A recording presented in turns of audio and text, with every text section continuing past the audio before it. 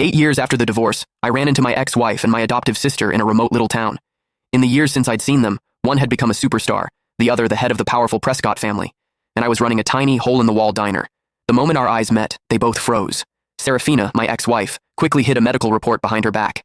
Isabel, my sister, slipped a limited-edition watch she'd bought for her brother into her pocket. I calmly finished packing the takeout order and handed it to them with practiced courtesy.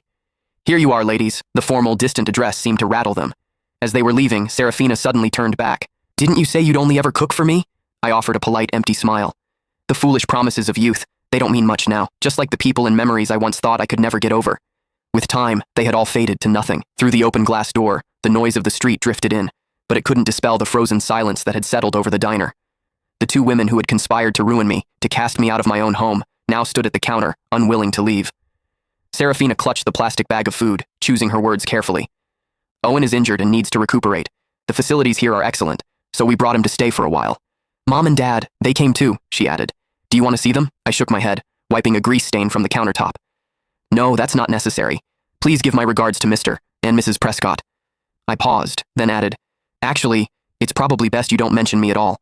Being associated with someone like me would only tarnish the Prescott name." At that, my adoptive sister Isabel's brow furrowed. "Noah, these past few years Noah!" A young woman with streaks of red in her hair bounced into the diner, instantly latching onto my arm like a koala. "I'm starving. The school cafeteria food was literal poison today," I chuckled, ruffling her hair. "You say that every day, Gigi. There's a plate of your favorite shrimp scampi in the kitchen. I just made it. Go get it yourself." Gigi just hugged my arm tighter, whining, "No, you have to eat with me." Noticing that my other two visitors still hadn't left, my smile faded. "Is there anything else I can get for you ladies?" The message was clear, but it took them a long moment to shake their heads. Serafina seemed to drift off for a second when she heard shrimp scampi. Isabel stared at Gigi clinging to my arm, her lips parting as if to speak, but no words came out. I led Gigi into the back, the curtain falling behind us and cutting off their view. When I came out again, they were gone. "Hey," Gigi said around a mouthful of shrimp. "Did you know them? They weren't here to cause trouble, were they? I've seen them on TV. One's a huge celebrity, the other runs the Prescott Corporation. They're kind of a big deal." I placed another shrimp in her bowl. "Just regular customers," I said with a light laugh. "If I knew people like that, do you think I'd be running this little diner? I'd have moved us all into a mansion by now." Gigi giggled, then leaned in conspiratorially. "I heard that Superstar's husband is the one who's sick. The whole family came all the way out here just to take care of him.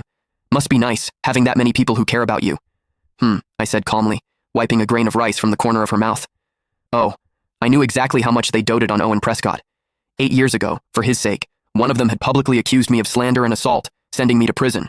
The other had announced to the world that I had taken my own life out of guilt, personally ensuring I was erased from the Prescott family forever. They worked in perfect, seamless